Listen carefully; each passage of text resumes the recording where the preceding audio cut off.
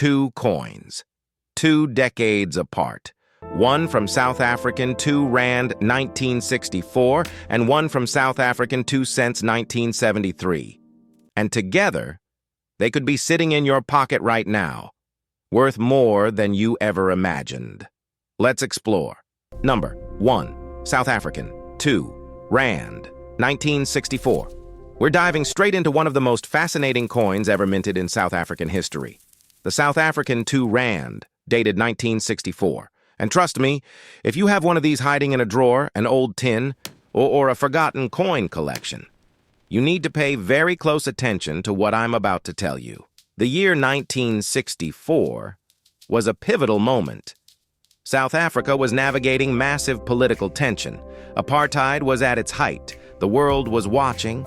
And yet behind the walls of the South African Mint in Pretoria, something remarkable was being struck into gold. Yes, gold. The 2 Rand coin of 1964 was minted in 22-karat gold, containing 7.988 grams of pure, rich, South African gold. And this wasn't just currency. This was craftsmanship. This was legacy. Now let's talk design, because this is where things get truly stunning.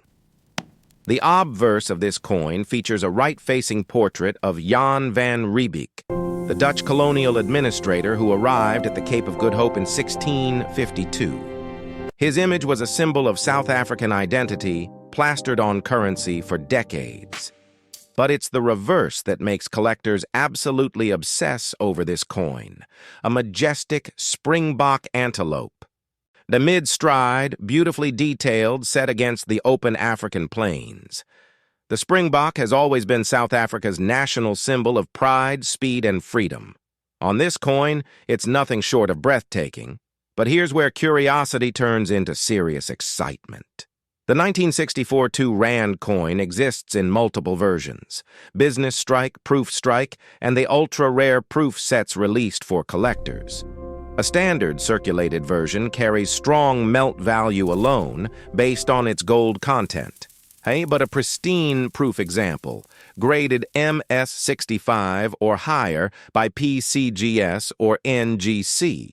We're talking valuations that can stretch anywhere from $800 to well over $2,000, and for ultra-rare variants, even more. What makes this coin so compelling to numismatists, that's coin collectors for those unfamiliar, is the mintage numbers.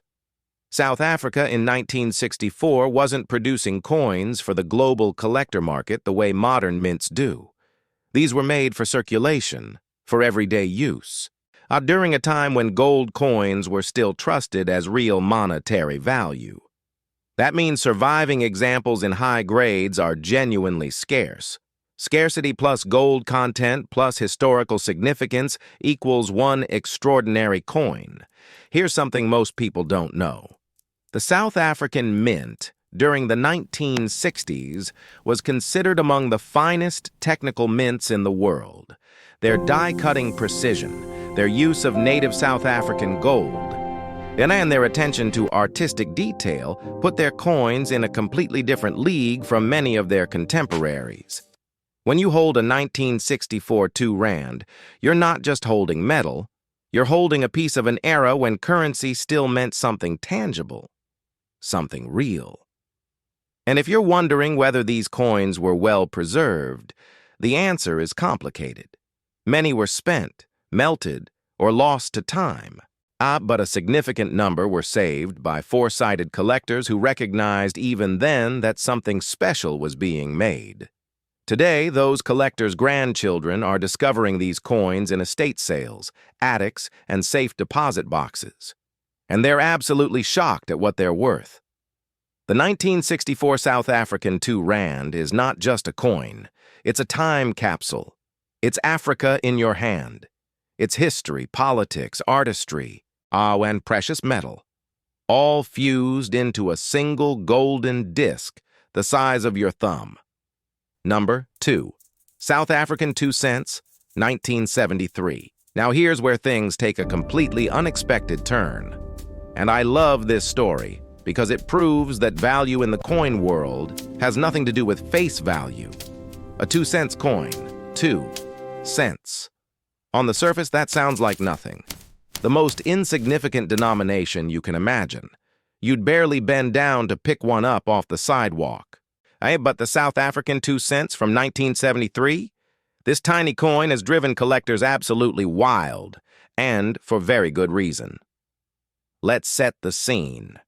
1973, South Africa. The Bronze Age of South African coinage was in full swing. The country had transitioned to decimal currency in 1961, replacing the old pounds, shillings, and pence system with rands and cents. By 1973, the mint was producing coins at scale, but not every year, not every denomination, went smoothly. And that's exactly where the magic happens.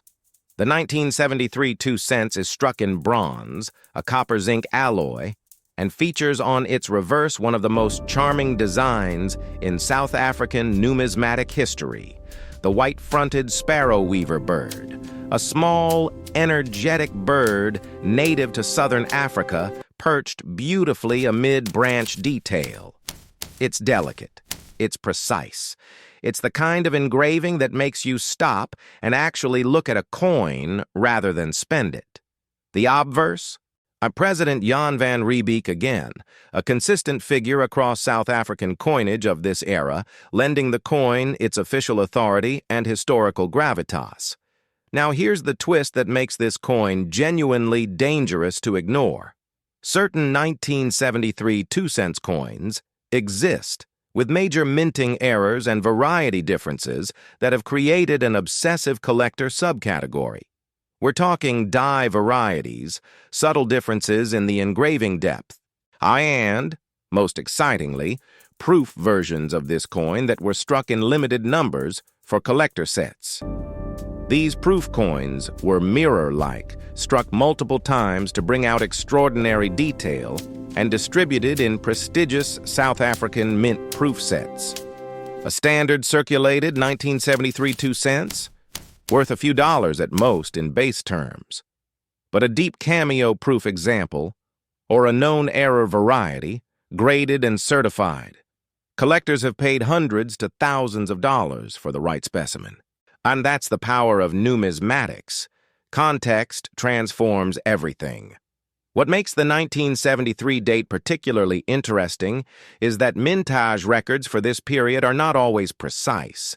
The South African Mint wasn't publishing detailed mintage breakdowns for public consumption the way modern mints do.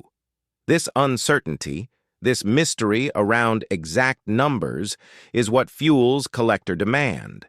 When you can't know exactly how many were made, every high-grade example becomes potentially one of the finest known. There's also an emotional dimension to this coin that resonates with collectors worldwide. The 1970s in South Africa were turbulent. International sanctions, growing isolation, internal upheaval. Yet the mint continued producing coins of extraordinary craftsmanship.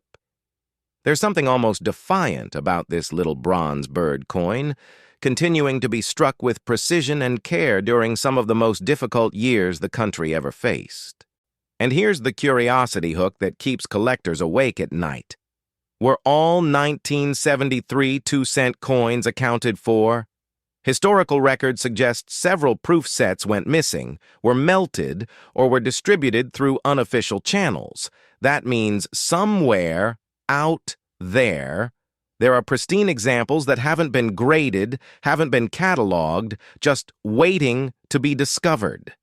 This tiny 2-cent coin is proof, no pun intended, that in numismatics, the smallest denominations often carry the biggest surprises. We've now explored both coins, but we haven't talked about what actually determines their value, how to authenticate them, and where to sell them for maximum return. Want to continue? You've come this far. You've learned about 2 coins separated by 9 years, different metals, different denominations, but united by one thing: the extraordinary power of South African minting heritage. The 1964 South African 2 Rand stands as one of the finest gold coins ever produced on the African continent. Its combination of precious metal content, historical significance, and genuine rarity and high grades makes it a cornerstone piece for any serious world coin collection. If you find one, treat it like gold, because it literally is. The 1973 South African 2 cents tells a completely different and equally powerful story. It's the underdog coin, the one nobody expects to matter. But in numismatics, the underdog surprises you. And the 1973 2 cents, particularly in proof condition or error varieties, has surprised plenty of collectors who were smart enough to look closer. Together, these two coins represent something larger. The idea that history has a price, that artistry has a market, and that knowledge, real, deep knowledge, is the most valuable currency of all. So here's your action plan. Right now, today, go check your old coin collections, check your grandparents' belongings, visit estate sales in your area, look through inherited jewelry boxes. Because South African coins from the 1960s and 1970s are circulating in the world, many unidentified, many ungraded, many drastically undervalued, just waiting for someone like you to recognize them. If you find either of these coins, do not clean them. This is the #1 mistake new collectors make. Cleaning a coin, even gently, destroys its surface, wrecks its grade, and can slash its value by 50 to 90%. Leave them exactly as you find them. Let the professional graders see the original surfaces. Get them to PCGS or NGC. Understand what you have, and then make an informed decision about whether to hold, sell, or display. The world of numismatics rewards patience, curiosity, and research, exactly what you've demonstrated by watching this far. These aren't just coins. They're stories made of metal, carrying the weight of a nation's history in every detail of their design. South Africa's minting legacy is one of the world's best-kept secrets, but secrets have a way of getting out, and when they do, prices move fast. Don't sleep on these coins. The collectors who act on knowledge win. If you found this valuable, I'd drop a comment below with which coin surprised you more. The 1964 gold rand or the 1973 bronze 2 cents? The answer might surprise you.